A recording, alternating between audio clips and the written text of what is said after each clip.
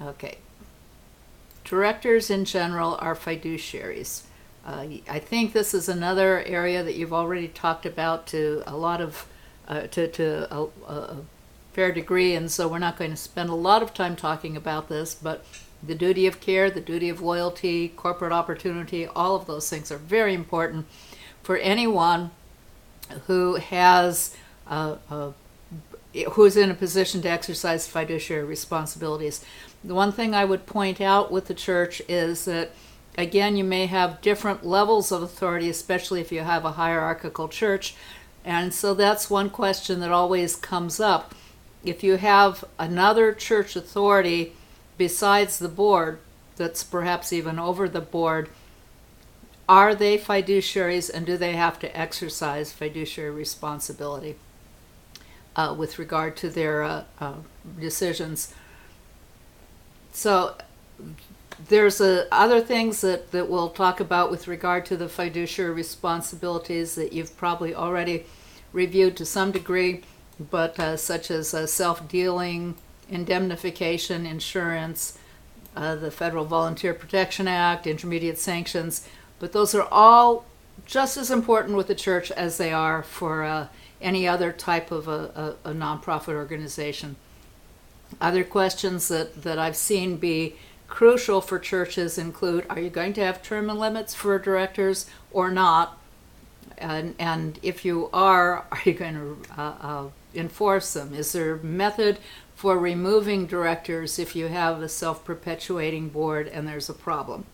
What's the difference between directors and officers? Again, that you probably already know, but we'll probably touch on that, along with committees. Advisory committees is something that becomes even more important with a lot of churches, because you have people that are involved in the church who are not necessarily directors. And so an advisory committee does not have the authority that a director has, or a committee of the board has, but they do have the ability to operate on behalf of the church in the area that's designated to them.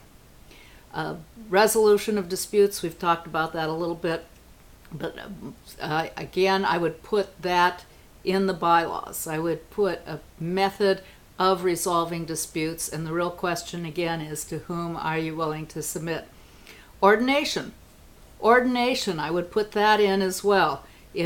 How are your pastors ordained, especially if you have a congregational church where you don't have a set hierarchical method of choosing your pastors. I would put that into the bylaws, your method of ordination. Member discipline and dismissal. Whether you have congregants or whether you have members that have the ability to vote on various matters, that's something that has been an issue that is not going to go away anytime in the future. We'll be talking about that more in some of our other classes, but just to mention that probably needs to go into the bylaws as well.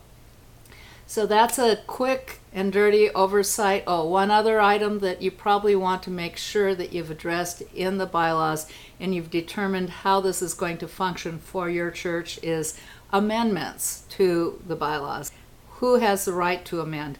And indeed, you might consider that with regard to the Articles of Incorporation as well.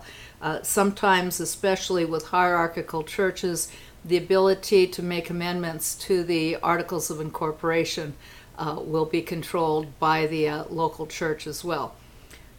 I mean, by the hierarchical church as well. It will not necessarily be simply the local church that has that ability. So with that, have fun. There are a couple of articles that I've provided for your review in addition to the material in the book, and hopefully that'll give you a little bit more information, a little bit more background on how to deal with some of these issues.